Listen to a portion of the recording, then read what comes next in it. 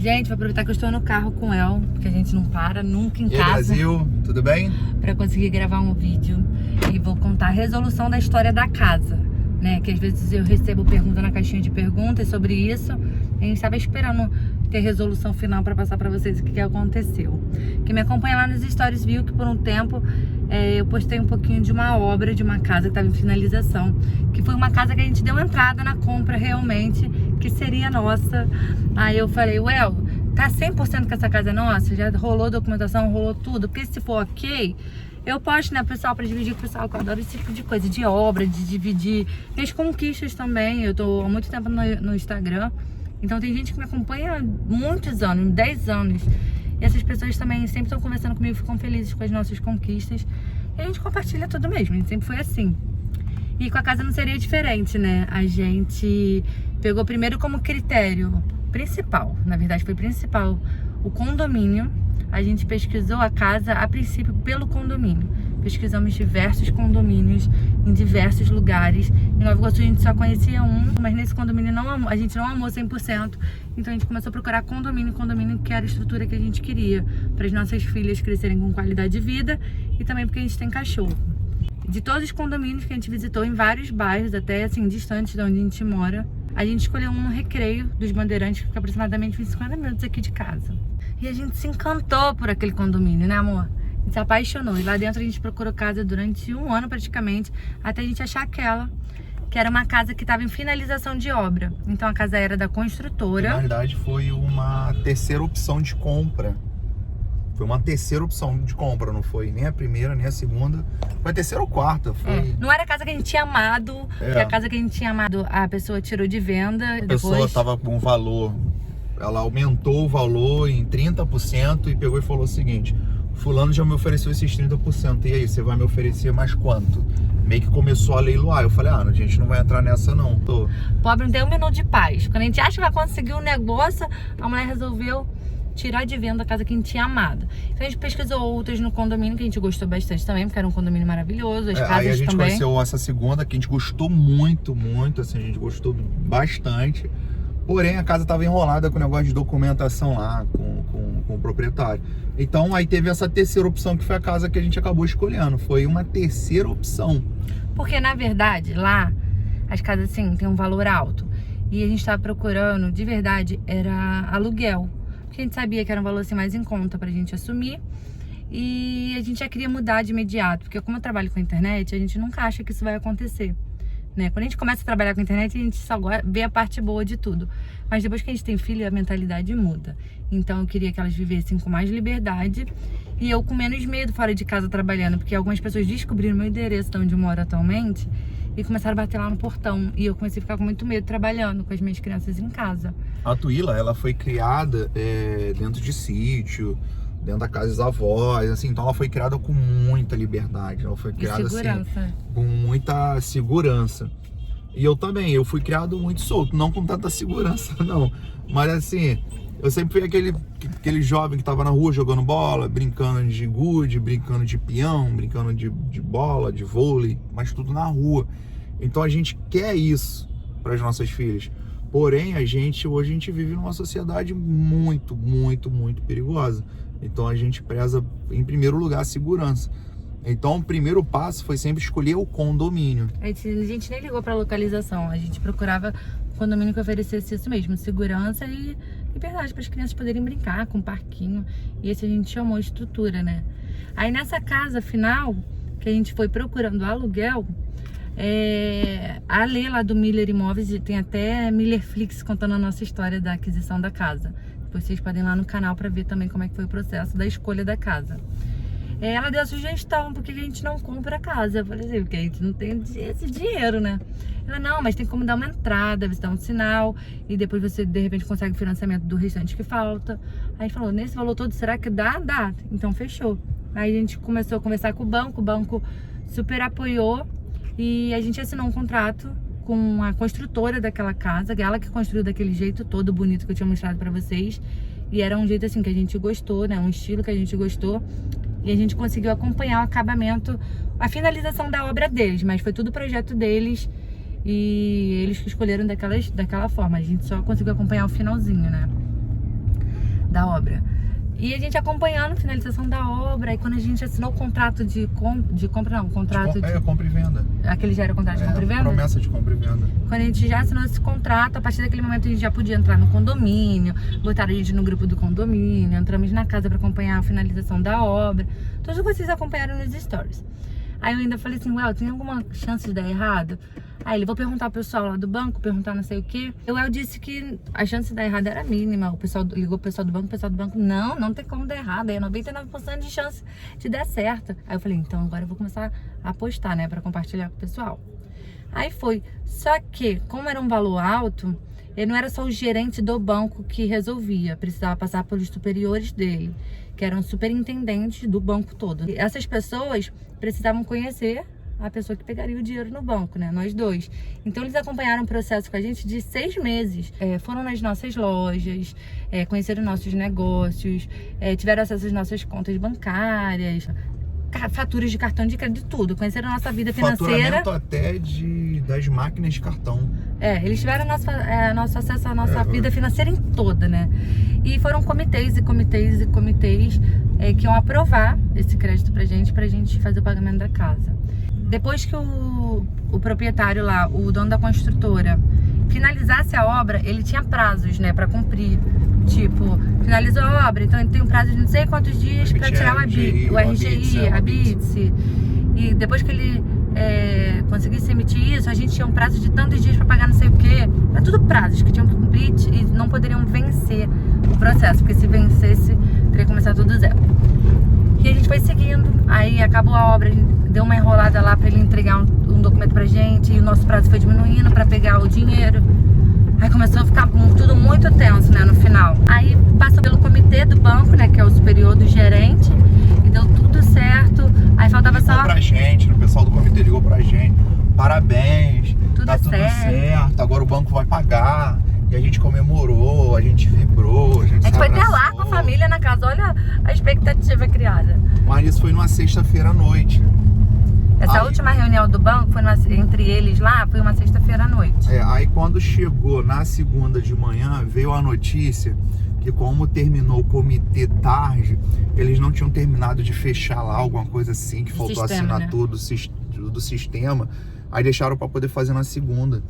Aí o rapaz, o presidente do comitê, do processo, que acompanhou todo o nosso processo, ele escorregou no banheiro, caiu, quebrou a bacia. Cara, é uma história meio que tipo assim, tu olha assim e fala, cara, meu irmão, impossível, isso é história pra boi dormir. Eu falei, essa história tá muito estranha, não é possível que o cara assinou no dia que ele ia assinar o nosso contrato. Aí o pessoal falou assim, não, mas não se preocupa não, que o novo presidente já vai assinar. Só dá pra ele que ele vai assinar e tá tudo certo, porque foi aprovado, não houve isso, desaprovar. Porém, não tinha entrado no sistema. Aí o novo presidente falou assim, não, é meus documentos, então eu quero ver tudo. Deixa eu explicar, vocês estão de fora. Eles fizeram uma reunião uma sexta-feira, que seria a reunião final para assinar o documento e liberar o dinheiro pra gente dar pra casa, né? Fora o dinheiro que a gente já tinha dado de entrada. E a gente só tinha aquele prazo, que o prazo estava muito curto. Então, esse presidente que acompanhou a gente durante 6 meses, conheceu todo o nosso histórico financeiro, falou que não conseguiu assinar naquela sexta-feira à noite, porque como eles acabaram a reunião tarde, o sistema já estava fora do ar do banco, né? Então ele deixou toda a documentação preparada para assinar numa segunda-feira e liberar pra gente dar entrada, pra gente entrar na casa já, né? Pegar as chaves. Aí no sábado, o gerente da unidade ligou pra gente e falou que teve um acidente lá na residência, um acidente doméstico com esse maior de todos os presidentes. O presidente da superintendência. O que assinaria, no caso, que liberaria dinheiro. E falou que ele caiu, quebrou a bacia e não voltaria para o banco. Mas pra gente não se preocupar, que teria um substituto na segunda-feira, que teria acesso a todo o histórico aos documentos e faria assinatura pra gente. Só que chegou na segunda-feira, o novo superintendente que assumiu, né, o cargo do que acompanhou a gente, falou que não ia assinar, porque como ele não acompanhou, ele não poderia garantir nada daquilo, né? Ele estaria assinando no nome de outra pessoa, ele não faria isso. Aí a gente não acreditou, a gente ficou super decepcionado, porque o nosso prazo estava no final e ele não liberou pra gente tudo que já estava certo. Eu e o El ficamos assim, gente, muito estranha essa história. Será que eles não tinham liberado e depois ficaram sem graça e inventaram isso? Mas, cara, depois um monte de gente próximo e acabou confirmando que realmente aconteceu. Que realmente aconteceu, que as pessoas próximas que estavam no processo, eles falaram, pô, tá muito estranho isso é mentira, isso é mentira. Não, inclusive, se você for uma seguidora minha e algum pai seu quebrou a bacia caindo em casa e ele trabalha no banco, ele é superintendente de banco, desculpa ter desconfiado. A intenção não é essa, mas a gente acha muito estranho. Moral da história, o prazo venceu, o superintendente novo... O banco não pagou, não liberou dinheiro, nós não fomos aprovados, nós não fomos qualificados o suficiente para o banco. Por esse superintendente novo. E com isso foi só a gente perder dinheiro. Aí no final das contas a gente já tinha dado, vou falar em números pra vocês, pra não acontecer com vocês o que aconteceu com a gente. A gente deu 50 mil de sinal, que foi entrada, que foi o contrato. O restante a gente ia dar no ato lá, os outros 450 no momento do financiamento, e ia financiar o restante do valor do imóvel. Vocês pesquisarem na internet vão ver o valor do imóvel. Mas o que aconteceu é o seguinte, resumindo a história toda, o nosso contrato, qual era o jeito? Existe uma lei de defesa do consumidor, alguma coisa assim, do imóvel, que o que fala? Se eu não... Ele tem um prazo. Eu tinha que ter pago a casa até aquele prazo. Prazo do... Até é o prazo do processo, que foi aquele que eu falei no início. Se eu não pago, eu perco o meu dinheiro que eu dei de entrada. Porém, se o proprietário lá, se ele desistisse, ele me devolveria em dobro. Entendeu? Se hoje em dia eu não faria essa modalidade de contrato. É meio que um contrato entre construtora e futuro proprietário, entendeu? Eu não faria. Faria o seguinte, cara, o dinheiro que eu vou dar de entrada, a gente roda o financiamento, e o dinheiro que eu vou dar de entrada eu só vou dar no momento em que o financiamento for aprovado. Do contrário, eu não dou entrada. Ou se eu der entrada, eu vou botar a cláusula no contrato que se houver alguma coisa que na qual a venda caia, que não seja por minha parte, que no momento não foi por minha parte, foi por parte do banco. Eu não houve desinteresse da minha parte, entendeu? Houve que eu sofri uma limitação que seria com o banco, inclusive estava no contrato. Porém, eu perdi. Então, o que eu colocaria hoje no contrato seria isso, não colocaria que perderia o dinheiro, colocaria que teria que ser devolvido pela construtora. Por causa desse pequeno detalhe, a gente perdeu 50 pau. Porém, aconteceu uma coisa nesse meio tempo, quando ele liberou as visitas pra gente ir no condomínio, na casa visitar a finalização de obra, um dia o El foi lá e tinha uma placa de vende, só que a gente já tinha assinado esse contrato e dado esse dinheiro. Botaram a placa de vende na nossa casa, né? Que a gente chamava de nossa casa. Aí a gente já tava triste, já tava, pô, esquisitão. Aí depois daquele dia o El me ligou e falou, pô, botaram uma placa de vende. Eles podem fazer isso? Eles podem fazer isso. Eles têm um contrato de compra e venda comigo. Aí o El ligou pro construtor mesmo. Perguntou, o que tá acontecendo? Tá vendendo a minha casa? A gente não assinou o contrato? Aí ele falou assim, não fui eu não, foi meu sócio. É porque ele disse que o condomínio valorizou muito o valor que eu fechei com vocês. Ele já aumentou mais de 700 mil naquele valor. Então ele botou só lá, mas não se preocupa não, que eu tenho palavra, eu vou fechar com vocês. E ele arcou com o que ele combinou. Ele arcou. Mas depois desse dia eu nunca mais voltei lá. E as pessoas até sentiram falta. Pô, você não tá indo mais ver a casa. Às vezes eu ia, nem gravava, mas eu nunca mais voltei. Porque eu fiquei assim, então não é nossa, né? Se alguém entrou lá e botou uma placa de venda, então não é nossa. Então eu não vou criar expectativas. Então a partir daí parei de criar expectativas. A gente ficou só esperando. Hoje em dia eu tenho uma maturidade emocional que eu consigo criar bloqueios. Então eu criei bloqueios, não criei mais expectativa. Se você quiser ir lá, você vai. Não fala mais comigo sobre isso. E quando o banco caiu o dinheiro do banco na conta dele e for 100% minha, eu volto a falar sobre. Isso me ajudou muito, porque quando deu esse problema com o banco, eu não fiquei abalada. Eu fiquei tipo assim...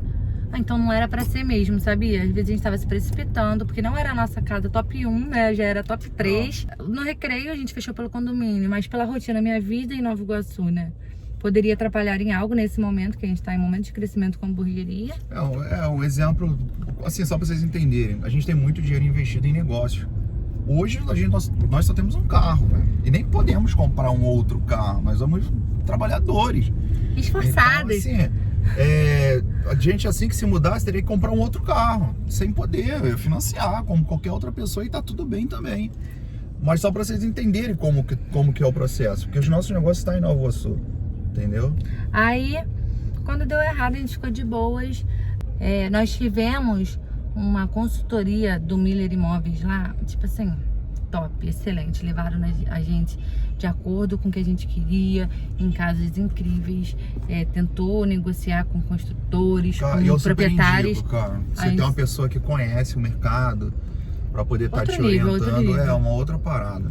Inclusive lá na Millerflix a gente conversou com eles, né, fazendo no canal deles, contando como é que é a nossa história de busca de casa, né. E finalizando foi isso. Aí a gente voltou pra Nova Iguaçu e a gente começou a desapegar do assunto. Desapegamos por completo. Voltamos a... Quando a gente trabalha muito, então não dá nem tempo de sofrer. A gente não tem tempo de sofrer. Não dá tempo. E a gente falou, cara, não era pra ser. A gente é muito disso, entendeu? Não era pra ser, porque se fosse a fluir bem, se fosse a fluir rápido. Depois eu fiquei pensando, lá é um condomínio muito grande. A gente chegou a ficar um tempo no grupo do condomínio e tinha muita briga, não é o nosso estilo, a gente é muito da paz. Muita gente reclamando. Muita gente reclamando de coisa pouca. Todo, Então tinha uma quantidade de casa grande. A gente não tinha pensado nisso antes, só tinha pensado na estrutura de condomínio. Então, pra finalizar, assim, porque para não ficar muito longo esse vídeo, a gente encerrou de boas, com a cabeça assim, consciente que não era pra ser, porque se fosse, ia fluir muito mais leve. Depois a gente ficou pensando em algumas coisas que a gente não tinha pensado. Talvez a gente tenha sido muito precipitado, né? A gente não pensou que a casa tinha muro. Então talvez as crianças fossem ficar realmente dentro de casa de novo. Trancada dentro de casa, só iria no parquinho rapidinho. Mas a casa era meio distante do parquinho, então a gente não ia ficar 100% no parquinho, como eu imaginava. Fora essas coisas do condomínio que eu comentei. Então a gente deixou pra lá. E a gente veio pra Nova Iguaçu. Passou mais ou menos uns 15 dias. Uma amiga minha me chamou pra jantar, que durante a pandemia a gente ficou muito distante, a gente quase não se via, né? Só quando voltou a trabalhar que a gente se cruzou, que a gente trabalha junto. Ela falou, vem jantar aqui em casa, há um tempo que a gente não se vê. Aí ela perguntou da casa, eu contei a história pra ela. Aí ela, mas por que você não fechou aqui em Nova Iguaçu? Eu falei, porque eu só gostei só conheço um condomínio aqui, né? Nesse estilo. E eu falei, não gostei muito, ele é muito íngreme pra criança, muitas áreas subindo o morro. Acho que eu vou ficar meio preocupada mesmo assim, elas são muito pequenas as crianças, pra ficarem soltando um condomínio, de repente cai lá de cima do morro, né? Cara, mas por que você não vai no condomínio tal? Tem um condomínio tal aqui. Aí eu, em Nova Iguaçu. Ela, vou te mostrar um vídeo. Ela nem corretora quis me mostrar um vídeo. E o vídeo acaba aqui, gente. Se vocês quiserem saber mais, vocês vão curtir e comentar aqui que eu vou gravar. Palhinha pelo condomínio aqui. Eu vou gravar uma próxima. Eu vou gravar um próximo vídeo, tá? Depois me comentem aqui embaixo se vocês querem acompanhar essa história.